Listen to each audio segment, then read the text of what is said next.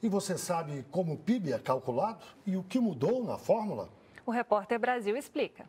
Na conta do PIB entram todos os tipos de bens e serviços produzidos, de um simples pão francês a um imóvel de luxo. Mas, para evitar um cálculo duplo, só são considerados os produtos finais.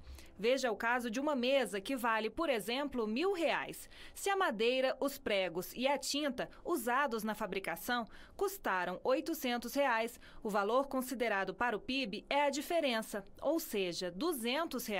O IBGE faz esses cálculos para todos os setores da economia. Se as pessoas compram mais, as empresas contratam trabalhadores e adquirem máquinas e equipamentos. Isso movimenta a economia e gera mais receita para o governo, o que faz também girar a roda dos investimentos. As exportações também entram na conta. O resultado final do PIB é a soma de todos esses itens, menos as importações. Neste ano, o governo passou a usar uma nova fórmula para calcular o PIB, por recomendação de organismos internacionais. Assim, alguns itens que entravam como gasto passaram a ser considerados investimentos. Além disso, houve mudanças no peso dos vários setores. Telecomunicações, informática e mesmo serviços financeiros cresceram muito e passaram a ser mais considerados. Por causa da nova fórmula, o PIB do Brasil entre os anos de 2010 e 2013 foi maior do que o calculado inicialmente.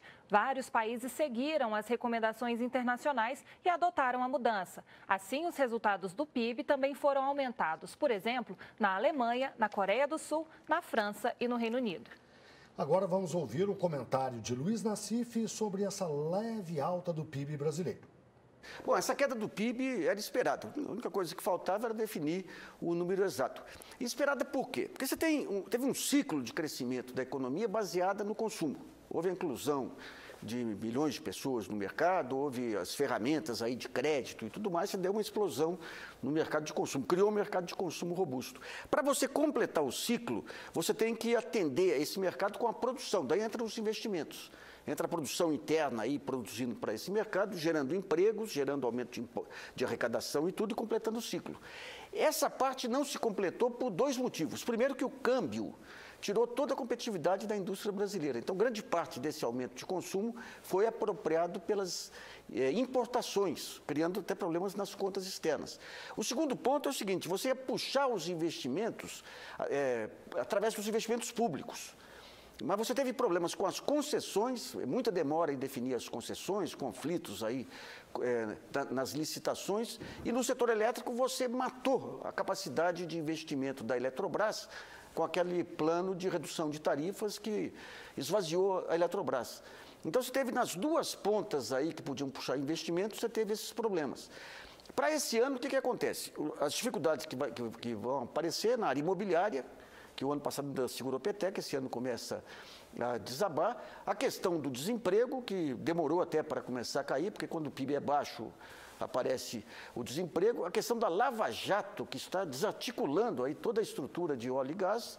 Mas você tem um conjunto de fatores para recuperar desde que haja uma trégua aí do ponto de vista político, né? Um desses fatores é a própria desvalorização cambial, que vai permitir que a economia seja puxada pelas exportações. Para isso tem que ter uma estratégia de governo também. E o segundo ponto, as concessões, a volta das concessões, que deve ser a partir do segundo semestre em bases mais sólidas. Então, por aí você vai mudando o modelo da parte de consumo para a parte de investimento. Agora, a transição é complicada, porque nessa transição você reduz a perna do consumo antes de ter a perna do investimento. Então, aprofunda a crise e com todos os seus desdobramentos políticos.